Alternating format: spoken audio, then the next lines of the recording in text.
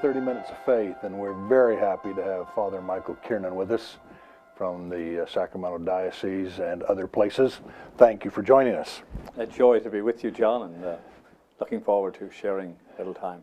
Will you tell us where you were, we know you're Irish, but specifically where you were born and raised in the area? So you figured out I was Irish, We figured that out. Very good. Yes, I was born and raised in a small town, Longford, in Ireland, and I won't say how many years ago that was, but it's a few, and was raised there, and then went off to a city called Waterford to seminary, and spent every summer during my seminary years in Birmingham, England, working on the buildings, construction, to make money to pay for my schooling for the coming year. And then I was ordained priest for service in the Diocese of Sacramento. The system is you go and get trained, and then they work with you from here, then you come out here. And I came out here in 1973 and was appointed to St. Joseph's Parish in Reading. And really? So that's where I started off in the wonderful experience of the Diocese of Sacramento. Did you arrive there in the summer and it was hot?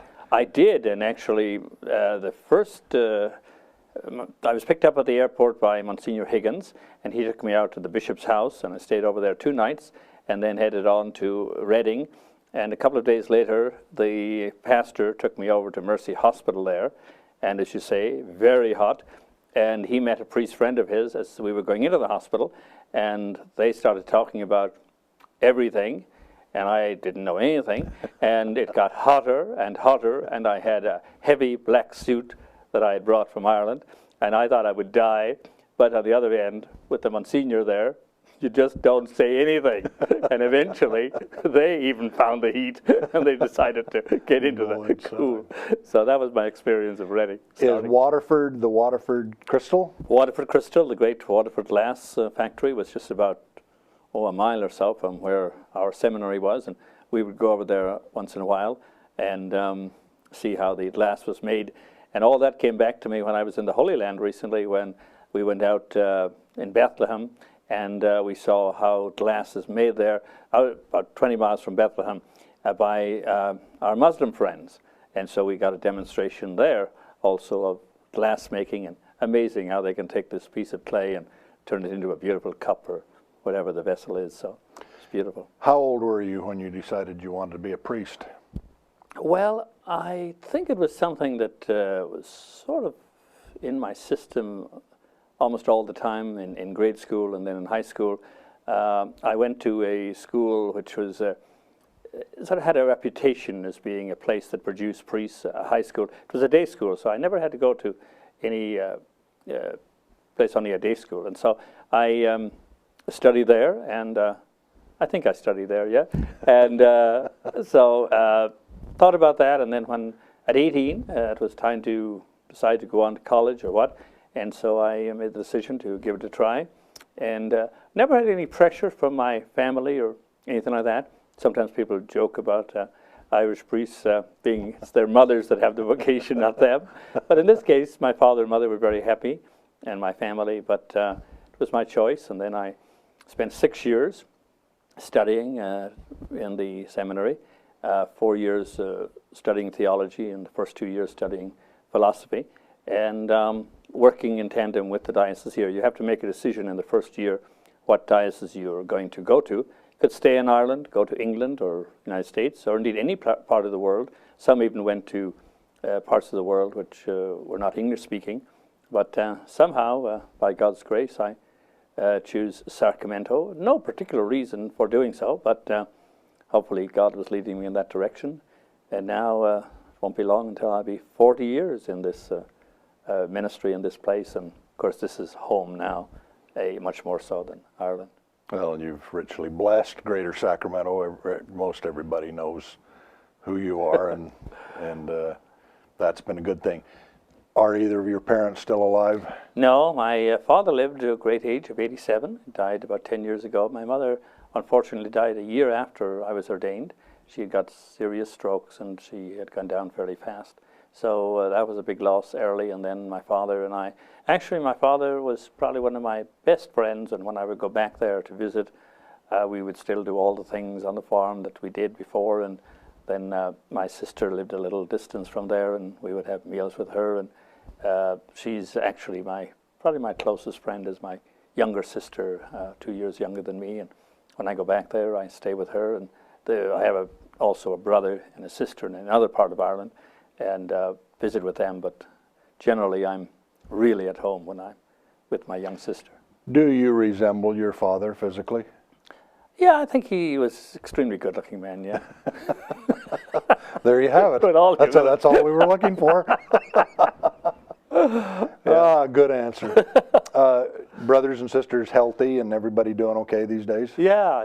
My oldest sister has 5 children, and all of them married now, and then my brother has 3 children, and then my younger sister has 3. And Ireland, of course, is a very changing place today, but all sorts of things going on. But they're hanging in there and seem to be doing fine. And of course, nowadays one can Skype and all sorts of things with email, so a lot of communication back and forth. Is there a humble pride that they have a brother who's a priest? Well, there is, but that's a lot less, I would say, than it was in Ireland of 40 years ago. Then it was extremely prestigious. But with all that's gone on in Ireland, and the faith has taken an enormous beating, and huge numbers of people not involved in church and so on. So it's not the position that it was back then. But, you know, my sisters and I and my brother and I talk about faith and life, and but it's very different. Just the whole system is different. In fact, my young sister will say to me sometimes, I will say something about this or that, and she will say, "Michael, my dear man, you've been away too long. You don't understand this country anymore. It's not what you grew up with."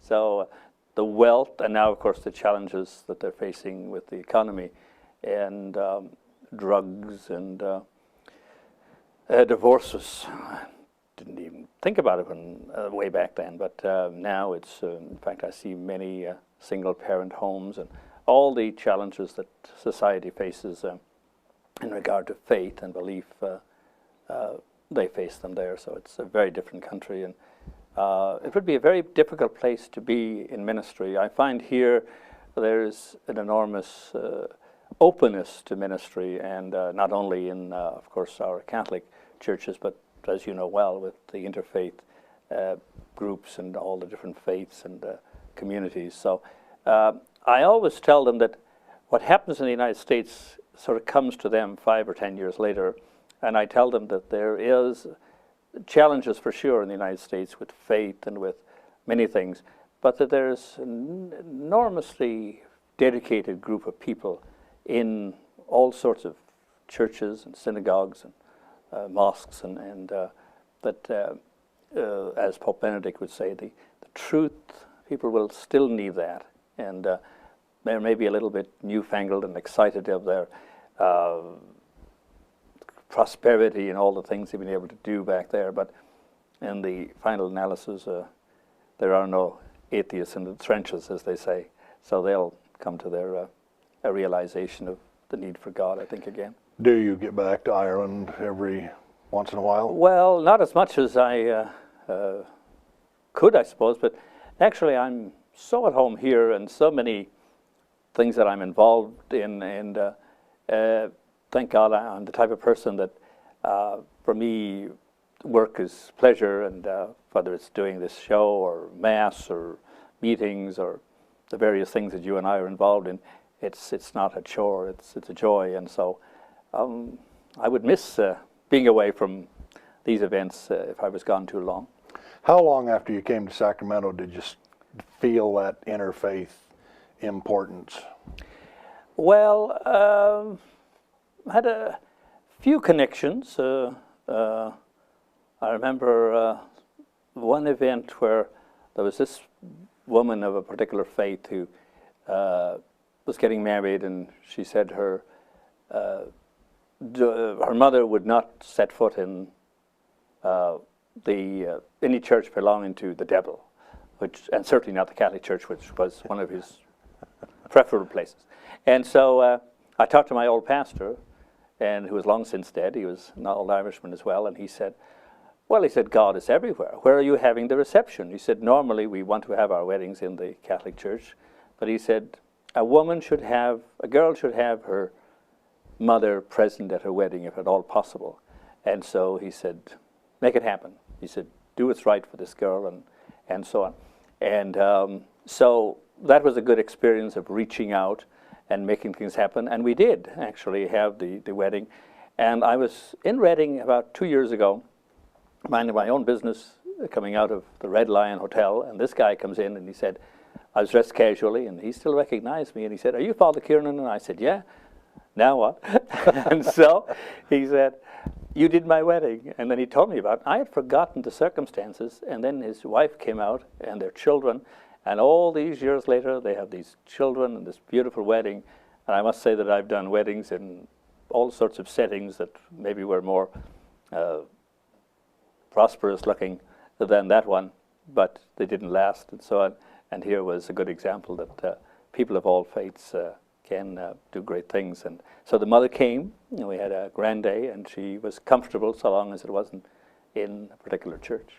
So then it went from there, and then then later on we had what is still a prospering thing up in that area called the Anderson Cottonwood Christian Assistance, and it's Anderson and Cottonwood are south of Reading, right. Small towns. But I was the pastor there in Anderson, and we had the most wonderful experience with so many churches, and in fact there was all the different faiths were involved there, and so it was centered around helping the poor and the needy, and we had a location that we were able to purchase, and everybody came, and different faiths came and worked. I think it was every Tuesday and Friday we gave out food.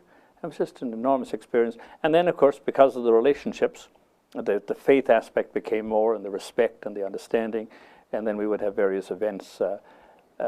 So that continued, and then I came to Sacramento, of course, itself, and then the Interfaith Service Bureau, as we knew it, now has moved on to what we're doing today, which I think actually, I've seen it prosper over the years, even though I know challenges are great and finances are tight, and so but I'm sure everybody will financially help you, John, in the great work you're doing in the greater Interfaith. So it's an important part of my life today, and I know Bishop Soto and Bishop Wiegand have been great supporters in allowing the cathedral to be made available for various occasions, and it's a joy to know the many faiths. After we did that Interfaith night of music and the spoken word in September, I think I had at least 25 emails and or phone calls that said what a wonderful evening that was, but that was spectacular that we were in the cathedral. Mm-hmm. That just meant, and I don't think anybody contacted me were Catholic. Mm-hmm. They were all the other faiths, and they thought that was just a wonderful, wonderful time, and it just seemed natural to us, but to them it didn't necessarily, and we won over a lot of hearts. Well, one of the great things about the cathedral is that it's open from 10 in the morning till 6 in the evening, and of course the poor congregate there for cooling in the summer and heating in the winter, and all sorts of people come in, even the governor himself, you see him come in there once in a while, and various others. So we have very high officials and poor people, as I say.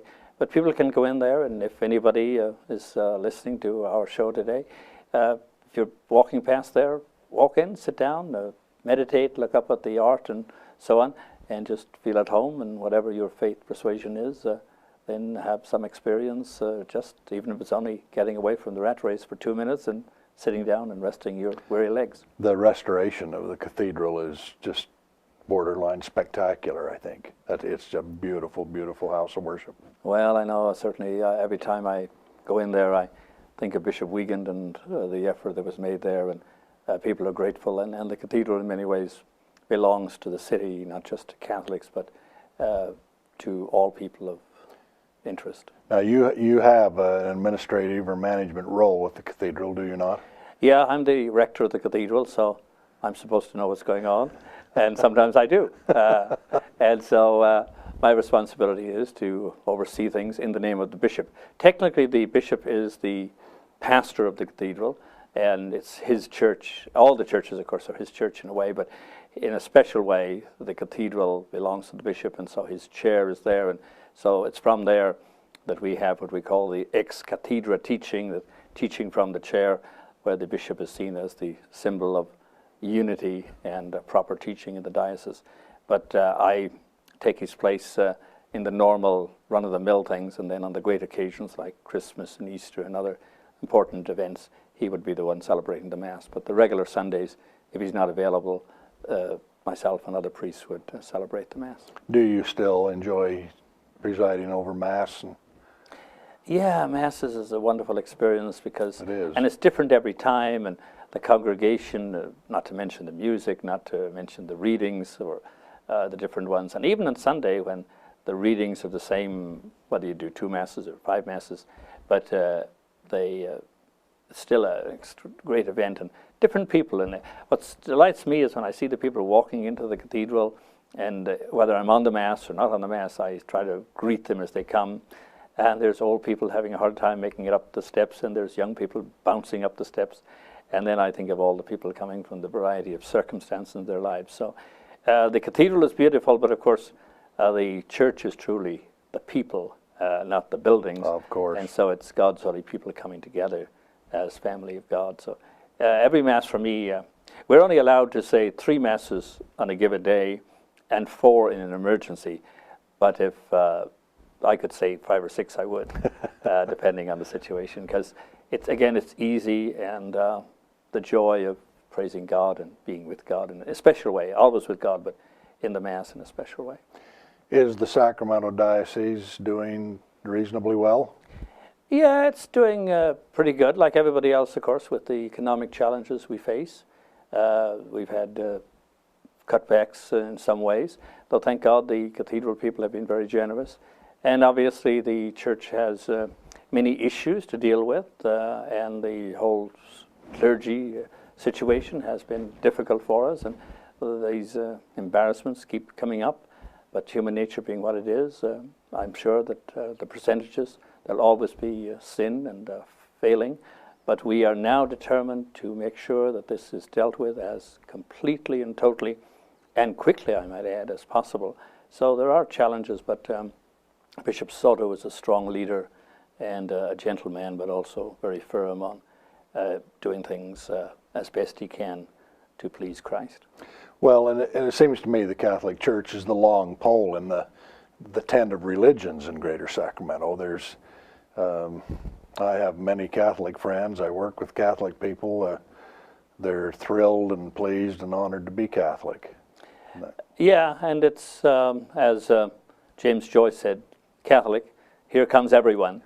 And funnily, there's a sort of a strange connection between Catholics, that they have this feeling that while they're truly the church and they believe that they're based upon Jesus and on Peter and the great tradition and the unbreakable tradition, but they still have this great respect for other faiths. And in fact, we appreciate very much people of any other faiths, and as even people of no faith, because as St. Augustine said, there are many in the church who are not of Christ, and there are many not in the church who are of Christ. So there's always that openness, and I would hope also a humility that, and we have been helped to grow in humility recently with various things that have happened, but a strong belief in the beauty of our own faith.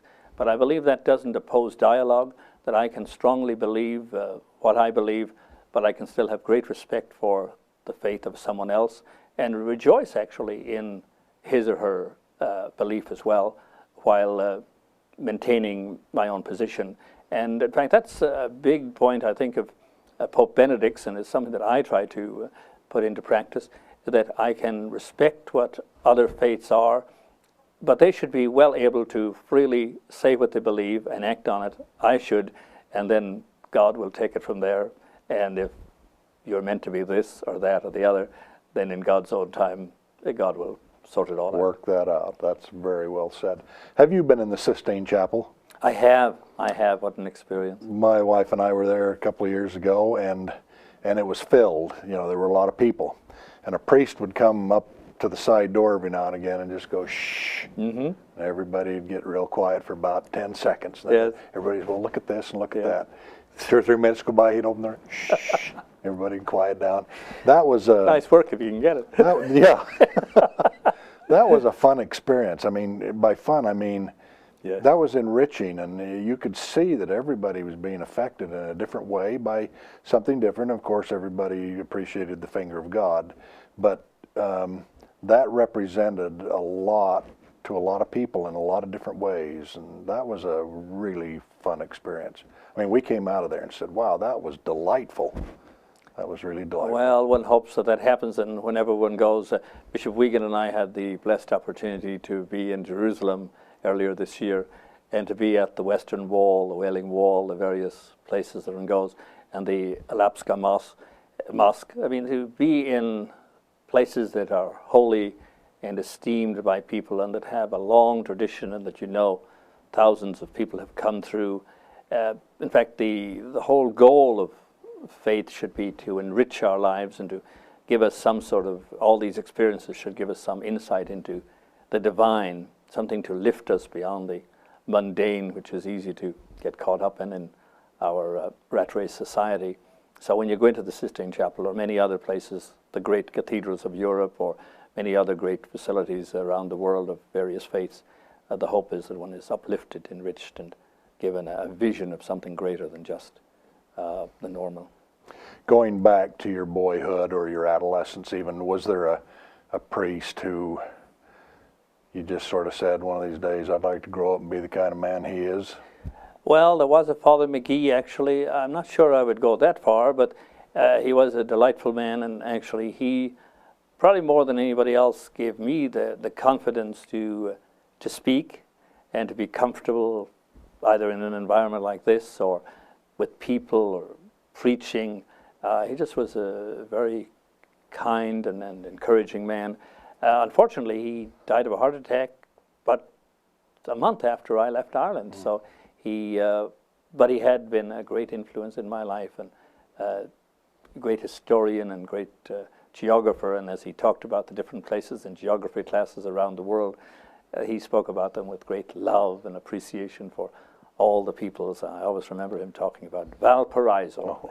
One always had this, when you're young, you have these visions, and maybe that was part of what brought me to Sacramento, that he and these classes had shown me the greatness of people in other places and have a vision of seeing far away. In America, most non-Catholics would say, have you ever been to Notre Dame, the campus and the college? I have sinned. I have not been to Notre Dame. No. I've always, everybody always says, oh, Notre Dame. And, it represents the Catholic Church really well. In great ways it does.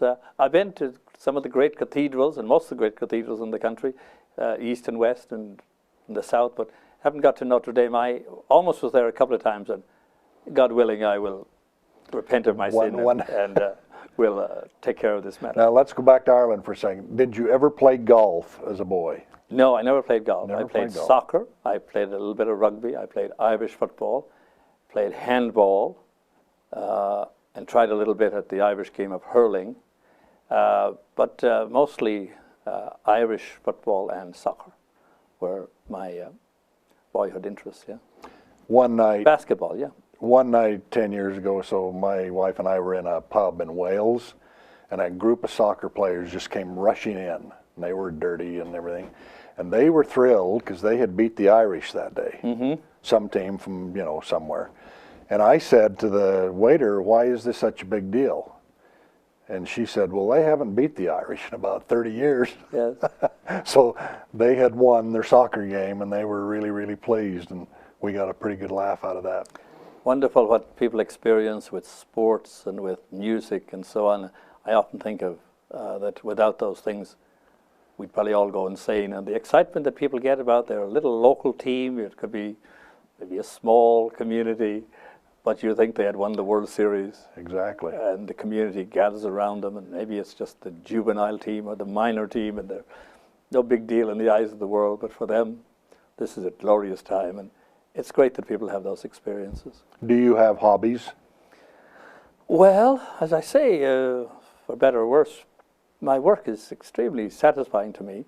I do like to walk, and to get an opportunity to go to the ocean or even out to Folsom Lake. Sometimes to get up into the mountains. I spend a lot of time actually in the high Sierras as a pastor, and so sometimes just to walk out among the pine trees. Those are things. I do like to read, though a lot of my reading today is just work in a sense, and opportunity to be with a few people that I can just really relax with. And one of the great things is the fellowship that there is among priests as brothers, and it's much more than a job, and it's more of a group of fellowship. And so just having, like this evening, we'll have 4 or 5 of us have dinner, and very satisfying and relaxed, and we don't always talk business, and we have some good humor, and so that's one of my pleasures, is visiting with either the priests who live in the place where I am, or other situations where I have joyful visits with brothers. Speaking of reading, did you, if you can read, you can overcome about anything. Mm-hmm. Did you like to read as a boy? Yeah, I did, and I grew up on many things like Shakespeare and Robert Louis Stevenson and poetry, and I like to read history and, as I said earlier, geography. So many things like that. Yeah, I obviously want to keep abreast of things and try to read modern theological books and so on. Well, we're about out of time. It flies by way too fast. Oh, Thank you very, very much for coming. If you could wave a magic wand in the world, what would appear or go away? Or Well, I was delighted yesterday with the gathering in Assisi, Italy, where the Pope met with so many different faiths. And so I think if people could have an appreciation and respect for each other, and some simplicity and humility, and appreciation that we're all God's children, and that God is calling us to holy lives, and that not so much the things we have make us important, but our relationship with God and our brothers and sisters in the human family. So to develop that and to see that grow, that's what gives me real joy. Thank you. Nice to be with you. Wonderful to be here, John. Thank you very much.